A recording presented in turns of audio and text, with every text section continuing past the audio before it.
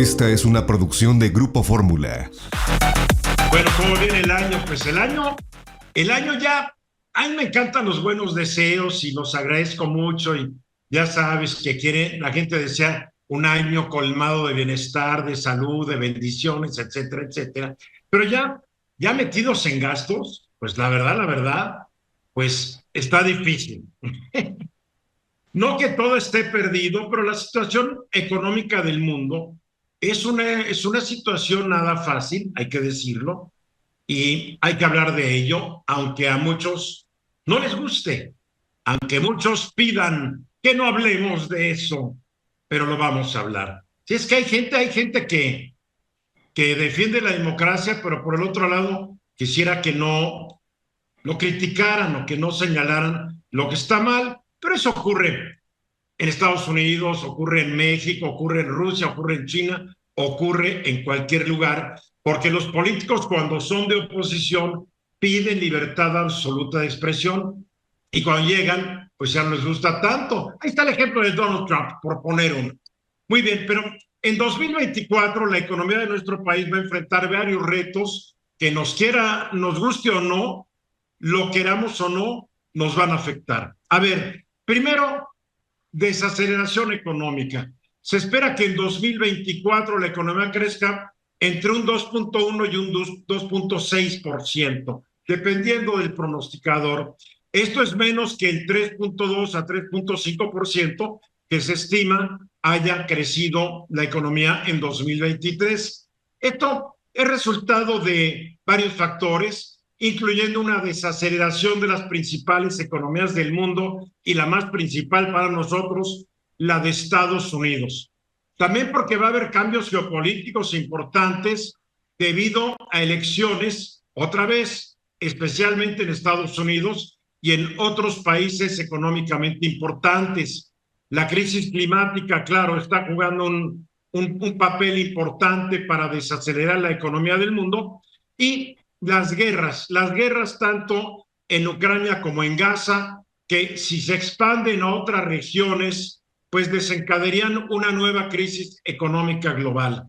La desaceleración económica afecta el crecimiento del Producto Interno Bruto, la generación y calidad de empleos, el monto de la inversión y, a fin de cuentas, el bienestar de la mayoría de los mexicanos que no tienen un colchón económico donde caer en épocas de lento crecimiento. Otro reto importante es la inflación, que en 2003 difícilmente va a llegar al 3% deseado por el Banco de México. De acuerdo al Fondo Monetario Internacional va a ser del 3.89%, el Instituto Mexicano de Ejecutivos de Finanzas estima que va a alcanzar el 4%.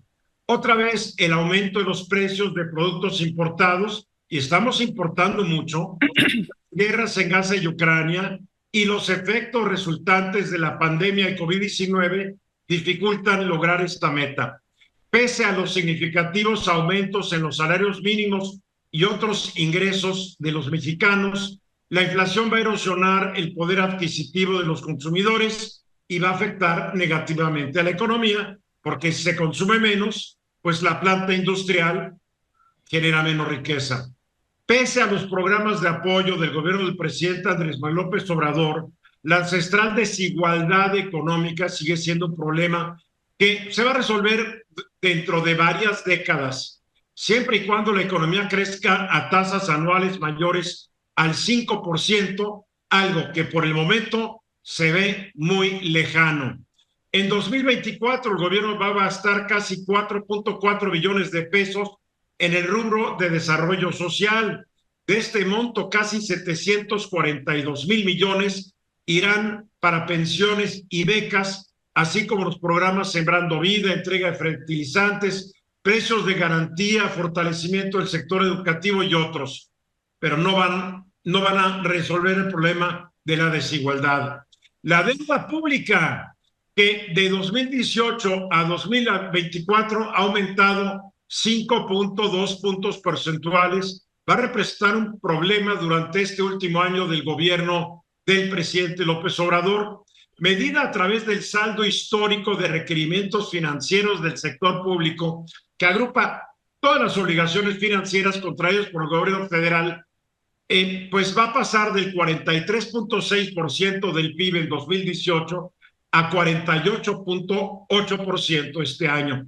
Su costo va a afectar negativamente a la economía debido a que este año el pago de los intereses de la deuda será de 1.264.000 millones de pesos, que representa el 14% del gasto público y es casi 12% mayor que el costo del año pasado. Y finalmente, como sucede casi cada 6 años, el proceso electoral de 2024 va a generar incertidumbre y volatilidad en la economía. El 2 de junio los mexicanos vamos a elegir a la sucesora de Andrés Manuel López Obrador y todo indica que esta será Claudia Sheinbaum, la virtual candidata presidencial de Morena, PT y Verde. Ante toda esta situación, pues la mayoría de las personas deberán adaptarse a la situación gastando menos y estirando hasta donde les sea posible su gasto. Así está el asunto, nos guste o no nos guste, Hugo, René y Rodrigo. Oye, Eduardo, yo pienso que en este sentido, realmente donde habría que... Levantó la mano primero Rodrigo. Muy bien. No lo vi, perdón. Estamos en Zoom, manita habla. Rodrigo. Oye, yo nada más iba a comentar que los números son fríos, como bien estás diciendo, Eduardo, y no importa lo que querramos o los buenos deseos hacia donde vayamos. Las guerras no se han parado, el trabajo de ni se van a parar. Ni se van a parar. Y el trabajo de los gobiernos ha sido en muchas partes mediocre, en otras la corrupción. O sea, es una serie de cosas, una combinación de situaciones que hace que esto no avance y que la propia economía no va a seguir avanzando ni al ritmo que queremos, ni al ritmo que normalmente dicen que va a avanzar. Porque primero nos van a decir a cuánto y después nos dicen por qué razón no se pudo. Bueno, la economía no ha avanzado desde la década de los 80s. Desde los 80s, la economía de México ha crecido muy despacito año con año. Lejanos están los días de los 50s y 60s, donde la economía avanzaba muy rápidamente. También avanzó rápidamente durante la docena trágica de Echeverría y López Portillo, pero a un costo de endeudamiento y de locuras populistas que después nos llevaron a una quiebra de la cual todavía no nos hemos recuperado. Ahora sí, Hugo, René. Bueno, yo en este sentido, Eduardo, creo que habrá que poner también especial énfasis en el arranque de los jóvenes. Creo que esta desigualdad les está pegando sobre todo a los recién egresados, porque en términos normales traen un 30% de poder adquisitivo, como tú comentabas, a diferencia de los 80s, cuando debería de ser mucho mayor. Es más, si fuera igual el poder adquisitivo en este sentido, estuviera mal todavía. Entonces, vaya, creo que esto trae acarrea unos problemas brutales, porque la juventud totalmente desesperanzada como está, no pueden comprar viviendas, no pueden aspirar a más cosas. Creo que esto realmente sí habría que ponerle mucha atención. No nada más estoy hablando de problemas de gobierno, a nivel sociedad, porque creo que aquí hay algo que está pasando muy mal. Los jóvenes están totalmente desesperanzados y yo creo que ese va a ser un problema a mediano y a futuro. Y a corto plazo, obviamente, ha sido un problema para ellos, ¿no? Bueno, y hay que decirlo, y no es para justificar lo que ocurre en México. La situación de los jóvenes en México se está dando alrededor del mundo. Claro. El experimento neoliberal fracasó porque nomás hizo más ricos a los ricos. Exacto. A la clase media la dejó menos media y a los pobres los dejó igual de pobres. Entonces, este problema de la juventud en México lo ves en Estados Unidos, lo ves en Europa, lo ves alrededor del mundo, en China, en todos lados. Algo ha fracasó terriblemente, y recuperar el tiempo perdido pues va a tomar mucho tiempo. Es la triste realidad. Tenemos que ir a mensajes y regresamos después de ellos. Esta fue una producción de Grupo Fórmula. Encuentra más contenido como este en radioformula.mx.